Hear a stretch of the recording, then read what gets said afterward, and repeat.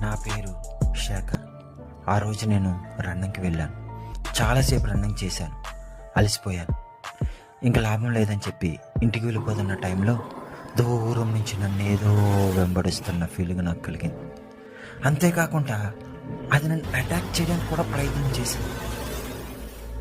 చాలా భయపడిపోయాను. ఆగాను. ఒక్కసారి చుట్టూ చూస్తున్నాను. ఎవరో ఒక అమ్మాయి ఏడుపు నాకు వినిపిస్తూ ఉంది. అది నా చుట్టూ తిరుగుతూ ఉంది.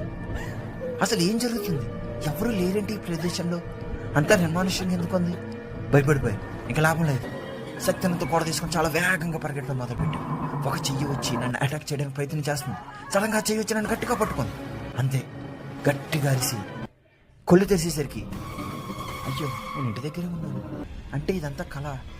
అయినా ఇలాంటి కళ వచ్చిందండి. అసలు నాకు ఏం జరుగుతుంది? అసలు ఏం అర్థం కావట్లేదు.